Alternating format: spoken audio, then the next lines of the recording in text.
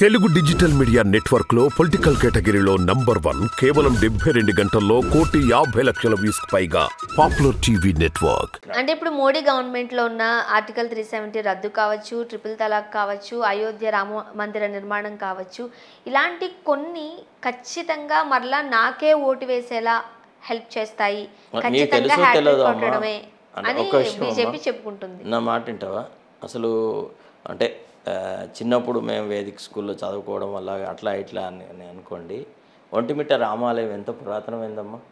అక్కడ రాముల వారి కళ్యాణం ఎంత బాగా జరుగుతుంది. భద్రాచల రాముల దగ్గర కళ్యాణం ఎంత బాగా జరుగుతుంది. మా ఊరి పక్కకే సుద్దాల అని ఒక ఊరు ఉంటుంది, చాలా పురాతనమైన రామాలయం ఉంటుంది, అక్కడ ఎంత బాగా జరుగుతుందమ్మా. అంతేదికమ్మా జూబ్లీ హిల్స్ రామాలయంలో రాముల వారి కళ్యాణం ఎంత బాగా జరుగుతుందమ్మా. రాముడు అక్కడ అట్రాక్షన్, ఆలయం కాదు ప్లీజ్. రాముడు ఎక్కడ ఉంటాడు అంటే భక్తజన హృదయాలలో ఉంటాడు. రాముడు భవ్యమైన మందిరంలోనే ఉంటాడు. రాముడు ఎక్కడున్నాడు రా అంటే హనుమంతుడు తన ఛాతిని చేర్చుకొని ఇగో ఇక్కడున్నాడు రాముడు అని చెప్పాడు. రాముడి పేరు మీద రాజకీయం చేయడానికి ఆ దేవాలయాలు, ఆ కథలు, కార్ఖానాలు, హిందూ దేవాలయం మీద అటాక్లు జరిగినాయి అనడం, ఒక మతం వాళ్ళని విద్వేషపూరితమైన వాతావరణంలోకి దించడం, ఇదంతా ఉత్త బోగస్. మేము మా ప్రాంతాల్లో హిందువుల ఫెస్టివల్స్లలో ముస్లిమ్స్ ఈక్వల్ నెంబర్గా పార్టిసిపేట్ అవుతారు. ముస్లిం ఫెస్టివల్స్లో మేము పార్టిసిపేట్ అవుతుంటేమి.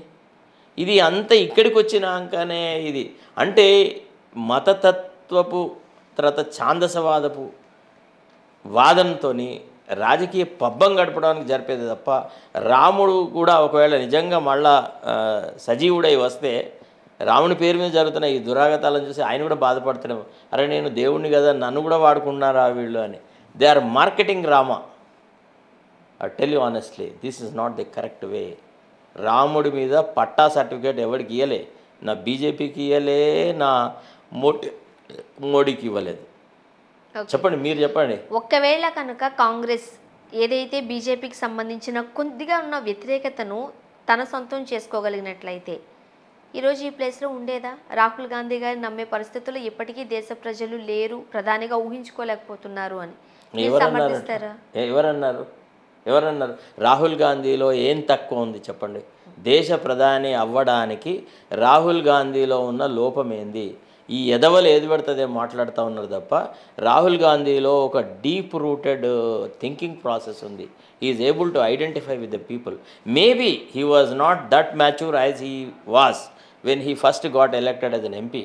కానీ ఈ దేశంలో కన్యాకుమారి నుంచి కాశీ వరకు తిరిగి ప్రజలలో మమేకమై, అమ్మ పాదాలతో చేసేది పాదయాత్ర, అట్లాంటి చేసి అందరూ ప్రజలతో మమేకమై అందరి ఆలోచనలు తీసుకుని ఇవాళ కాంగ్రెస్ మేనిఫెస్టో ఏదైతే న్యాయపత్రాన్ని తయారైందో, ఎంతమందితో రాహుల్ గాంధీ గారి ఇంటరాక్షన్ యొక్క ప్రోడక్ట్ అమ్మా. న్యాయపత్రంలో కనుక మీరు గమనిస్తే, మా మేనిఫెస్టోలో గమనిస్తే ఎన్ని గొప్ప గొప్ప అంశాలన్నీ ఉన్నాయి. వీటన్నిట్లలో ఆయన ఆలోచన సరళి లేదంటారా? ఆయన కాంట్రిబ్యూషన్ లేదంటారా? అంటే ఆయన ఏదైతే పాదయాత్రలో విషయాలను గ్రహించాడో, that which he observed during his Bharat Jodo Yatra and Bharat న్యాయ యాత్ర, he saw to it that all that is incorporated in the election manifesto. That is why we have prepared the best of the best manifesto.